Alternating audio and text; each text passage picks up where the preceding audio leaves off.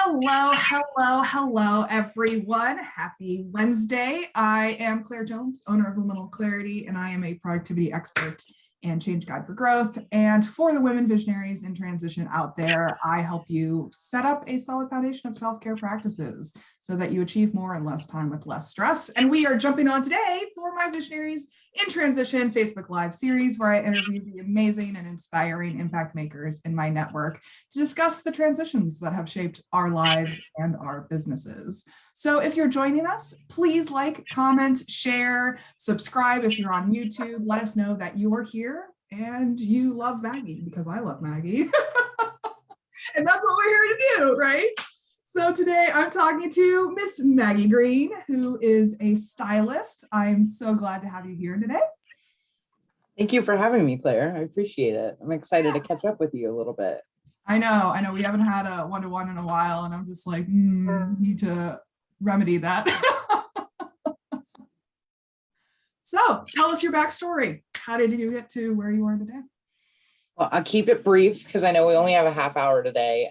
So in a nutshell, I was born and raised in a really small town in the South. I went to college in the South, kind of climbed the career ranks, mostly in state government as an administrator, then a legislative assistant.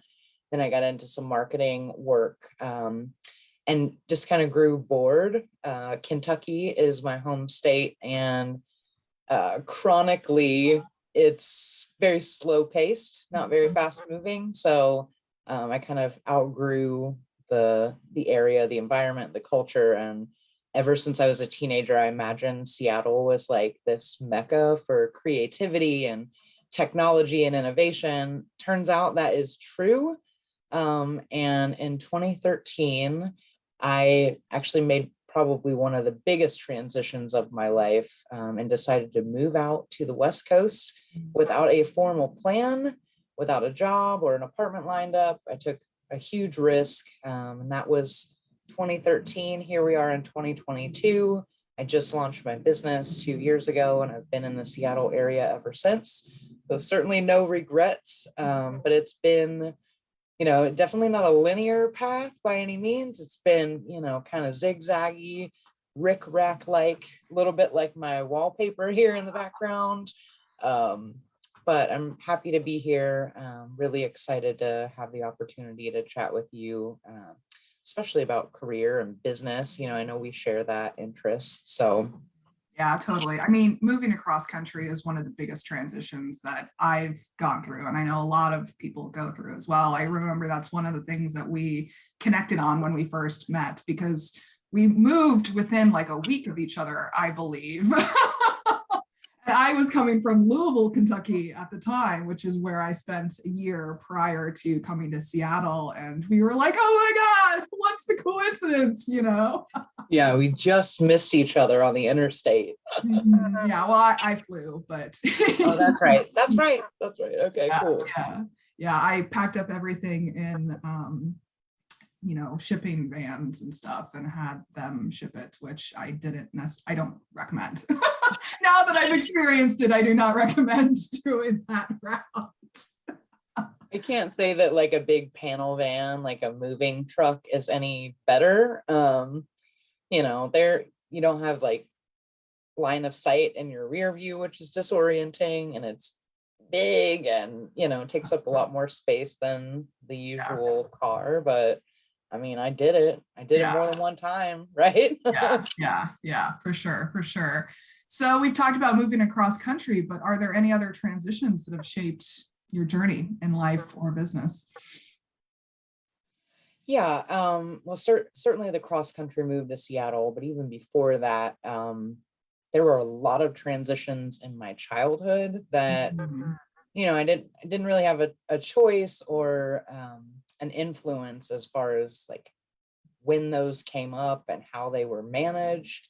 But I think that early experience of like just knowing that everything is impermanent and temporary kind of gave me like what I needed core survival skills wise to like trust that, we don't know what's on the other side of this event, right? This transition, but regardless of what happens on the other side of this, like I'm still going to be standing, right? Like you cannot knock me down.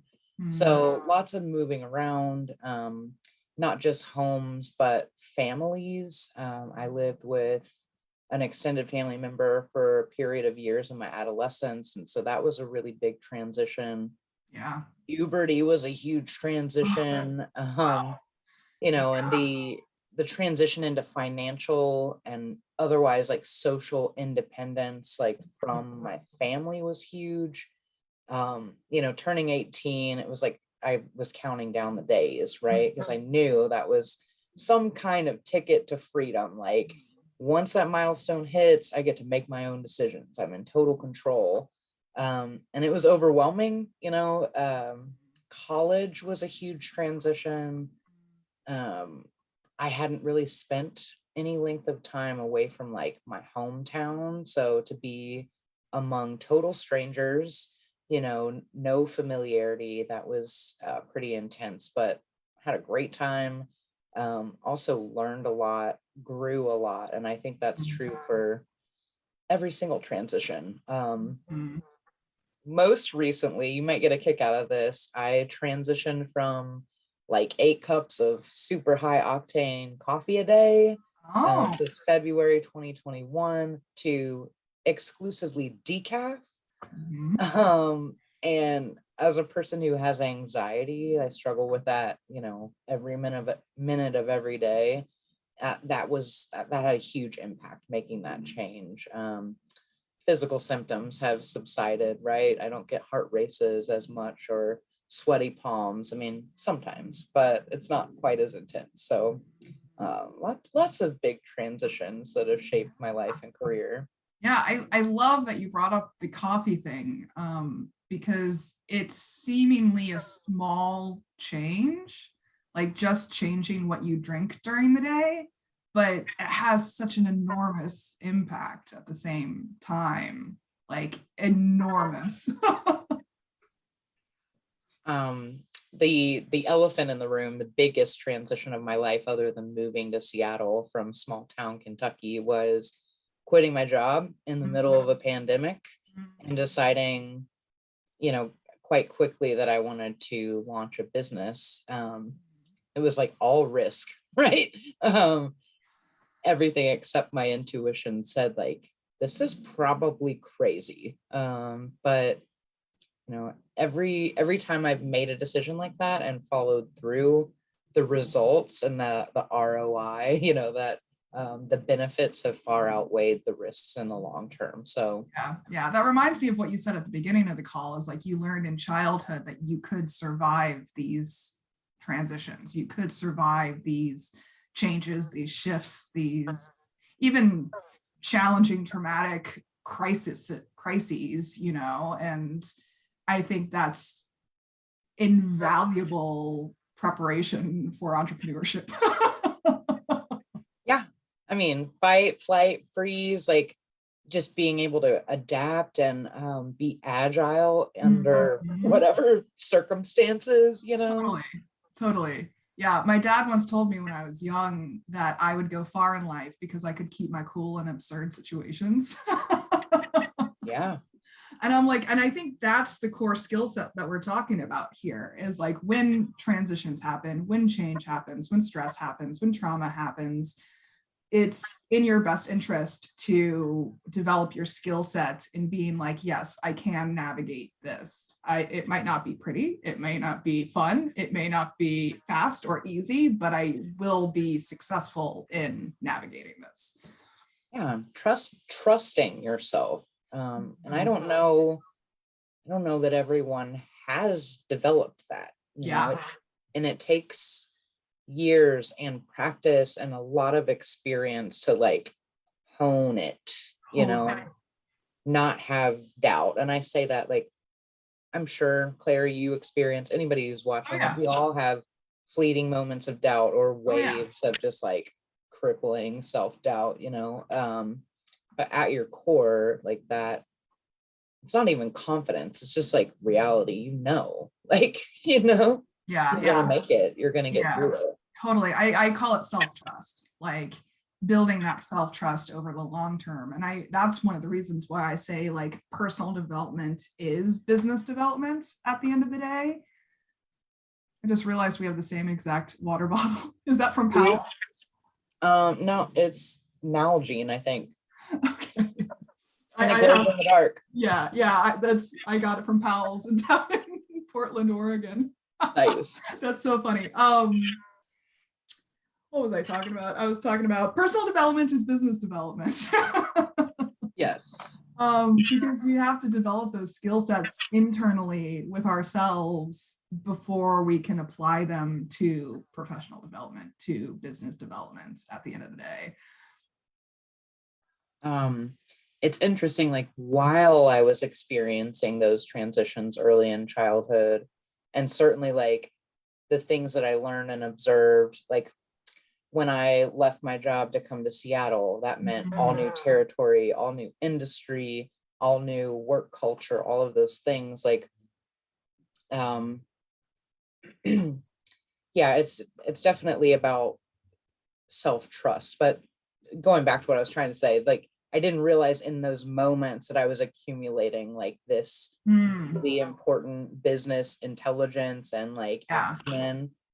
I didn't plan on starting a business ever. Like that was not even a fantasy in my mind. Like literally the pandemic was the catalyst. Like, you know, I didn't see that change coming. None of us did. Right. But like the more comfortable I get and the more self-aware I become when opportunities like that come along, and I'm like, what if, you know, it's not what if shit goes wrong. It's like, what if it goes right? What if you could do this and go ahead and take the chance? Because what do I have to lose, right? Yeah, you've kind of already answered it, but what lessons did you learn along the way in all of these transitions? I think persistence is really important. A lot of people use the word tenacious to describe me. Like that doesn't mean headstrong or stubborn, although it can. Like I'm just always so driven and inspired and focused. I didn't know like the appropriate object for those skills, you know. It took me a while to figure that out. But then like I would say learning to trust my intuition, you know, and also resilience, like being able to see that even though certain experiences were negative and toxic and, you know, detrimental at certain stages in my life, like it's those very experiences that help build the skills that I have that enable me to do what I do, right? That's been really powerful, and like a full body knowing of like this is how it's supposed to be, right? Like totally. you know. Yeah, I mean the intuition piece I think is huge. Like I had to learn that lesson very painfully, very painfully, because if you don't listen to that intuition, I also call it like your inner guiding system, is like you're not going to be able to take aligned actions if you don't listen to your intuition first. Because if you're doing all of these unaligned actions, you're just kind of throwing spaghetti at the wall, like you said, finding that focus to apply that skill set to. You don't know that until you listen to your intuition and pay attention to its nudges and flags and warnings that come out of nowhere. Along with intuition, I think core values, which kind of require a level of self-awareness that the average person doesn't necessarily have, like those guiding principles, like at the core of who you are, what's important and what matters, but also what are you not willing to compromise on? Like going into any situation, whether you're building a business, starting a new job, starting a family, right? Or a relationship, any of those things, like if you know those things going in and can articulate them to the parties involved, but also embody them in all of the actions that you take. Like you said, you know, that alignment piece is really important. And I think knowing what your values are is paramount. Like you have to, it's critical. Totally. Yeah. And those actions have to align with that, to make sure that, like you said, you're infusing your values into everything you do. So what kind of tools or practices have you used to support yourself over these years, mentally, emotionally, physically, spiritually? I do a lot of reading. I do a lot of napping. I'm thinking about self-care, but like active things. Boundary setting has been a challenge, right? Ongoing challenge. Yeah.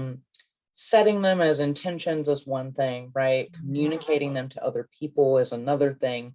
And then like the cherry on top is like holding to those boundaries, holding yourself and others accountable. Like, here's where that line is. I think that's been critical. And that's with like time, emotional bandwidth, like anything, generosity, right? Mostly time, because as you know, in business, right? If you're a solo shop in particular, it's like there are no extra hours. We really have to like maximize the time we put in.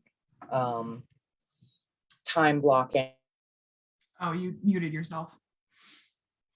There you go. Time blocking comes to mind as well, which is kind of akin to boundaries for me. Like I want to do all the things all the time. Totally. Got a touch of ADHD in that way. That's been a challenge since I was a very young child as well. So, helps me focus, but also helps me draw those boundaries on a daily, weekly, monthly basis. Like, of all the things I could be doing, here's the list of priorities. And not letting other things, distractions, like encroach on that focused, particularly work time. Yeah, I even have a song that I sing when I notice myself getting distracted. It's just getting distracted. And then that, like, I'm like, all right, put down the phone, reorient to what I'm supposed to be doing. Yes. And you have to have that constant, like, low level awareness of your priorities in order to catch yourself in moments like that, and that does take practice over time. There have definitely been times where like I'll forget really important things like drinking water, for example, right? Yeah. So there have been times as I'm trying to develop new habits and routines, like I'll set a series of alarms, right? Yeah, totally. Sometimes it takes like that auditory disruption, like you're talking about singing the song, like to pull you out of, and redirect a little bit. Yeah, I mean, I use my Google Calendar for all of my reminders. Like, I have a reminder every night to remind myself to stop eating at 7:30 p.m. Because otherwise I will just like continue snacking, until I go to bed. And then I'm like, I don't actually need to snack. So I just set an alarm on my phone for every day at 7:30 p.m. That reminds me I'm not allowed to snack for the rest of the night. Whatever it takes, right? It's like it's setting a boundary for yourself. Like and their intentions and intentions. That's exactly what I was about to say, is like you have to get serious with your intentions, which brings me back to the self-trust that we were talking about earlier. Like you have to trust that you set these intentions for a reason too. Like I always talk about present Claire trusting past Claire. Like past Claire made a decision that this priority was important. So present Claire has to trust that past Claire knows what she's talking about. I like that. I think about future Maggie sometimes and like what she'll need. Totally. My whole life I've spent anticipating people's needs and trying to people please, my way out of situations. It's like, instead of focusing that energy and skill outward, like, what does it look like? What would it mean if I do that for myself? And it's pretty cool when you've got someone looking out for you at all times, Yeah. I always I thank past Claire all the time. I'm like, man, I'm so glad I did that for myself. Yeah. It's Yes. funny because at the end of the day, one of my primary love language is acts of service. And so I've actually had to become very conscious of doing acts of service for myself, because for me, I like other people doing acts of service for me. And so I get kind of resentful sometimes when I have to do them for myself, but then I just have to like reframe that and be like, no, I'm actually just like loving myself by doing these things for myself. And that just like changes the whole conversation. I love that. I think we have that in common, acts of service. I just 2 weeks ago or so, I was in a weird, I don't know, it wasn't a mood and it wasn't burnout, but it was just like this kind of a little bit of restlessness, I think. And the weather was turning, and I'm like, oh, I want to get out and do something, but I didn't feel like, I don't know, like the usual social, it just wasn't hitting the spot. And right about the time I kind of like realized that, I saw an opportunity to volunteer, and it was like right up my alley, an activity that like I couldn't imagine a more fun Saturday afternoon. It's like, I'm just going to do this, like this was meant for me. I saw it at the right time, and I came home feeling like a new person. I was like totally re-energized and really inspired and excited, and that's all I needed was to give a little something, right? Give some Yeah. time and skills. Yeah, there's actually neuroscientific principles behind that. Is if you do something for someone else, even if it's a small act of kindness every day, it actually increases your own level of happiness in your brain.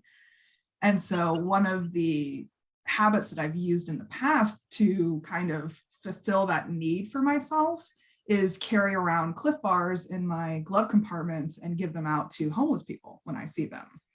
Because in Seattle, we have quite a few of them. And they're always standing on street corners asking for handouts. And I don't have a lot of money to spare because I'm working on paying off my own debts and stuff like that. Yeah. But I was like, what can I do that is a simple act of kindness for them that doesn't also like deplete me at the same time? And I was like, Cliff Bars. I can just keep a box of them in my glove compartment and just grab them when people are there. And that kind of just fulfilled that need for me on a very like simple one-step level. Now I've got you in my head as like the Cliff Bar lady. Yeah. Like you probably Yeah. have a reputation at this point. People have come to really appreciate that gesture. That's awesome. Yeah. The ones that I see regularly, I asked them what their favorite flavors were actually. And so I just kept their flavors in my car for when that, like, there's this one woman that stands by my grocery store and I see her all the time and she really loves chocolate. And so I was like, all right, I'll get you chocolate Cliff Bars. Nice. I love that. That's awesome, Claire. I mean, a pack of Cliff Bars is like what, $15 maybe? And it comes with like, I don't know. So it's a cheap way to spread good in the world. Yeah, that's cool. Yeah. So anything you want to say before we wrap up for today? I might like to tell you a little bit about my business. I know you know Claire, but I wonder if the folks who are tuning in know or don't know. So you said I'm a stylist, which is absolutely correct. I specialize in personal style and personal brand. So it's kind of the intersection of those two things. We're talking about, this series of Women Visionaries. I'm all about visibility.